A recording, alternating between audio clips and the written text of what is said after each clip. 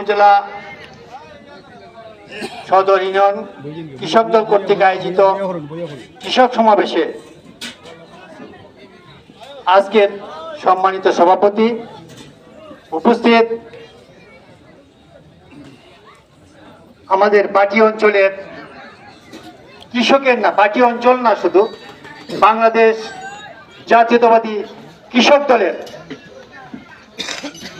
কেন্দ্রীয় সংসদের যুগ্ম সাধারণ সম্পাদক, সিলেট বিভাগীয় সাংগঠনিক সম্পাদক, সুনামগঞ্জ জেলার কৃষক দলের আহ্বায়ক, তাইপুর উপজেলার জননন্দিত সাবেক উপজেলার চেয়ারম্যান জনাব আনিসুল হক সাহেব আমাদের মাঝে উপস্থিত প্রধান অতিথি হিসাবে।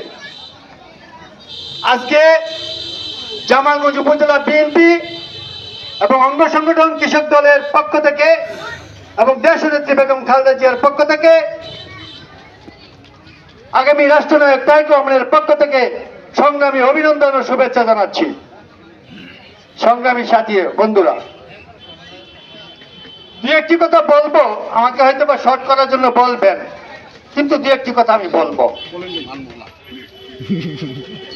আজকে যেহেতু কেন্দ্রীয় নেতা এসেছেন, সবসময় আসলে আমরা মূল্যায়ন করতে জানি না যে কেন্দ্রীয় নেতা হতে আল্লাহর অনেক অশেষ রহমত থাকা লাগে।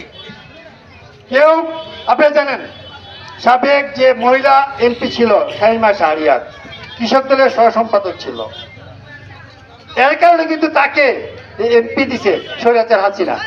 আর আমরা না চাইতেই ওনাকে কৃষক দলের কেন্দ্রীয় কমিটির সংসদের যুগ্ম সাধারণ সম্পাদক পেয়েছি। অনেক জায়গায় আপনি বিশ্বাস করবেন কিনা, যারা সংগঠন করেন তারা বুঝেন, অনেক জায়গায় একটা কেন্দ্রীয় নেতাকে ইনভাইট করে, দাওয়াত করে, লক্ষ লক্ষ টাকা খরচ করে আনা যায় না, যে একটা সভাকে সুন্দর করার জন্য।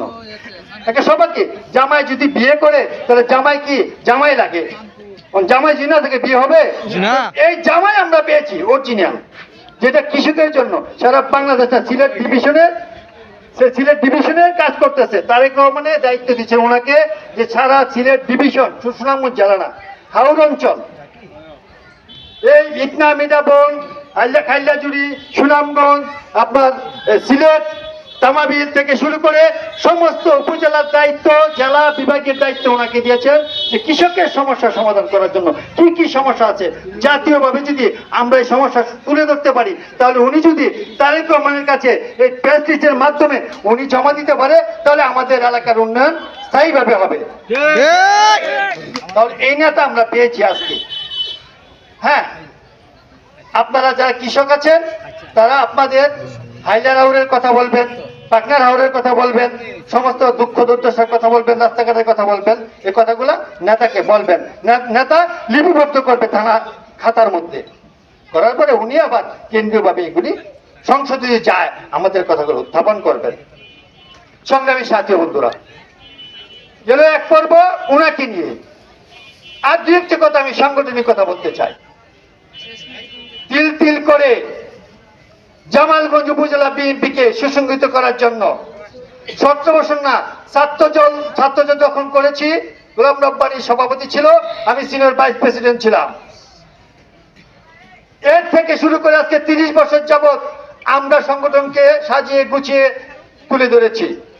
শাহজাহান ভাই নেতৃত্ব দিয়েছেন মূল দলের। এর পরবর্তীতে আমি সাংস্কৃতিক দল এনে যুব দলের কর্মকাণ্ড আমরা আবুলের চাচাকে নিয়ে সুসংগঠিত করেছি, তিলে তিলে সংগঠনকে সুসংগঠিত করেছি। এবং পেকি নির্যাতিত নেতারা আছেন এখানে, অনেকে মামলা খেয়েছেন, অনেকে ঘর বাড়ি ছেড়ে থেকেছেন, চাঁদপুরের মানুষ অনেক নির্যাতনের শিকার হয়েছেন, এই সদর ইউনিয়নের অনেক নেতৃবৃন্দ শিকার হয়েছেন। আমরা এখনো 4ই আগস্টে, আপনারা জানেন 4ই আগস্টের ছাত্র জনতার যে মিছিল হয়েছিল জামালগঞ্জ, এখানে আমরা ছাত্র জনতার পক্ষে আমরা মিছিলের নেতৃত্ব দিয়েছিলাম। দেওয়ার কারণে শামীম এবং সাবেক উপজেলার চেয়ারম্যান ইকবাল আল আজাদের নেতৃত্বে আমাদেরকে দা রান্দা রড লাঠিসোঁটা নিয়ে হামলা করেছিল সংগ্রামী সাথী বন্ধুরা। এরপরে আমরা মারামারি করে আমরা যখন গা বাঁচিয়ে আমি এসে আপনাদের চাঁদপুরে অবস্থান নিয়েছিলাম বেঁচে থাকার জন্য। ওই দিন সরকার মাসাল্লা জারি করেছিল, তখন আমি ঢাকা যেতে পারিনি। ঢাকা না যেতে পেরে আমি এই চাঁদপুরে এসে অবস্থান নিয়েছিলাম থাকার জন্য, রাত কাটানোর জন্য, যে পরের দিন আমি ঢাকার সুযোগ পেলে চলে যাব। আপনারা এখানে অনেকেই জানেন ওই দিন আমাকে প্রশাসনের কাছে ধরিয়ে দেওয়ার জন্য আওয়ামী লীগের কিছু চান্দারা, আওয়ামী লীগের দূষররা, আওয়ামী লীগের পেটাত্তারা এরা এসেছিল আমাকে ধরিয়ে জামালগঞ্জ থানাতে সোপর্দ করার জন্য, ঠিক কিনা? আপনারা অনেকেই জানেন। তাহলে আজকে এই দুঃখ কষ্টগুলা চাঁদপুরের যে সমাজ এবং উপজেলা সদর ইউনিয়নের যে এই 6 নং 7 নং ওয়ার্ডের এই ছেলেপেলেগুলা অনেক কষ্ট করেছেন।